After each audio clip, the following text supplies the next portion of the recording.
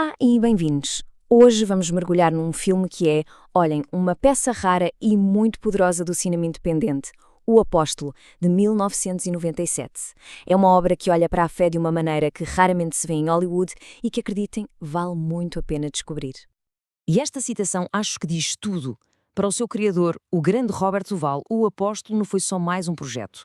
Foi o projeto de uma vida inteira. A história que ele sentia lá no fundo, que tinha mesmo de contar. Era uma missão pessoal. A história por trás das câmaras é quase tão dramática como a que vemos no ecrã. Vamos então perceber esta jornada incrível de Robert Duvall e os riscos, os enormes riscos que ele correu para fazer deste sonho uma realidade. Pois é, o caminho foi tudo menos fácil. Duvall passou mais de uma década a trabalhar no argumento, mas quando o apresentou, foi rejeitado por toda a gente. Os grandes estúdios, até velhos amigos, ninguém quis pegar nele. Então, perante isto, o que é que ele fez?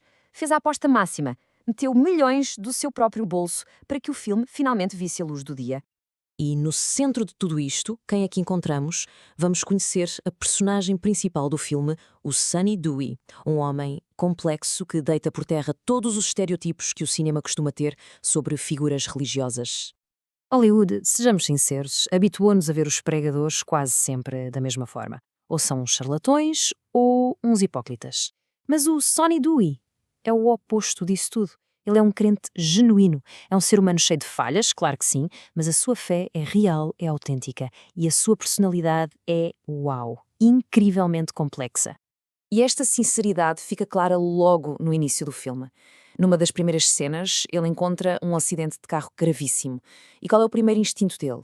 Não é afastar-se, é correr para uma das vítimas que está a morrer para rezar pela sua alma. Este momento define-o completamente. A motivação dele não é dinheiro, nem fama, é mesmo a fé. Olhem, esta abordagem, na altura, foi mesmo radical. Como diz aqui o professor John M. Frame, a forma respeitosa como o apóstolo tratou a fé foi um grande passo em frente, sobretudo se compararmos com a maneira como o cinema americano costuma abordar estes temas. Mas não é só a personagem que é única, é o estilo do filme em si. Duvall tomou decisões de realização muito específicas para criar uma atmosfera crua, quase de documentário.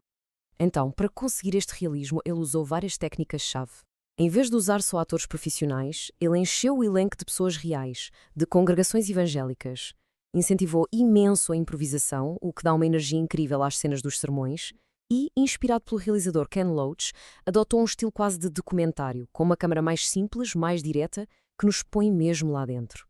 E o resultado foi poderosíssimo. Críticos como o grande Roger Ebert sentiram logo este impacto e disseram que o filme tem uma espontaneidade tão grande que quase parece que estamos a ver coisas reais a acontecer à nossa frente, em direto. E no coração do filme, o que é que temos? Um conflito interno tremendo. Vamos agora explorar os temas centrais da história: o pecado, a graça e a jornada tão difícil de um homem bom que é assombrado por um erro terrível que cometeu. Isto leva-nos à grande questão, tanto teológica como moral, que o filme nos coloca. Como é que é possível que uma figura tão imperfeita, tão pecadora, possa, ainda assim, ser um instrumento para o bem, um veículo da fé? Porque o Sonny é um poço de contradições. Por um lado, é um homem de fé sincera que quer salvar almas. Por outro, ele próprio admite que é mulherengo. O seu ciúme é tão forte que o leva a cometer um ato de violência brutal, agredindo o amante da mulher com um taco de beisebol. E é este crime que o transforma num fugitivo e o força a começar uma vida nova, totalmente dedicada a tentar redimir-se. E um dos momentos mais incríveis do filme, e que é uma raridade absoluta em Hollywood, é uma cena de conversão religiosa genuína. Quando um homem racista, interpretado pelo Billy Bob Thornton, ameaça a nova igreja interracial que ele criou, o Sonny não responde com violência. Pelo contrário, confronta-o com fé numa cena de redenção que é tratada com uma seriedade e um respeito notáveis. Então, como é que a crítica reagiu a um filme tão diferente, tão corajoso? Bem, foi muito aclamado, sim. Mas nem toda a gente se rendeu por completo à visão de Duvall. Olhando aqui para este gráfico da reação dos críticos de Nova York, a tendência é bastante clara. A esmagadora maioria adorou o filme. Houve ali umas opiniões mais mistas e só uma crítica mesmo negativa. Ou seja, um consenso muito forte à volta da qualidade do filme. E o Roger Ebert, mais uma vez, resumiu na perfeição o sentimento da maioria.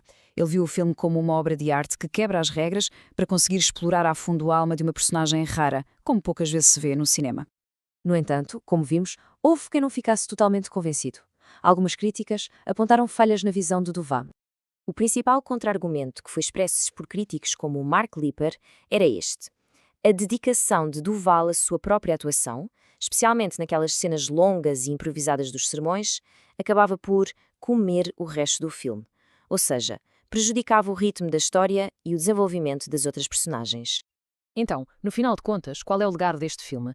Acima de tudo, acho que está na sua personagem central, que é simplesmente extraordinária e inesquecível.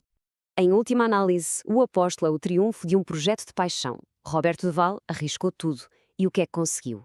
Criou um dos protagonistas mais complexos e memoráveis do cinema moderno. E com isso, ofereceu-nos um olhar raro, equilibrado e poderoso sobre a fé e sobre as nossas próprias falhas. E o filme deixa-nos a pensar nisto. Esta questão provocadora é talvez a sua maior herança. Explora aquela relação complexa e às vezes até desconfortável entre a imperfeição humana e a busca sincera pela fé. É uma pergunta que continua a ecoar muito depois de o filme acabar.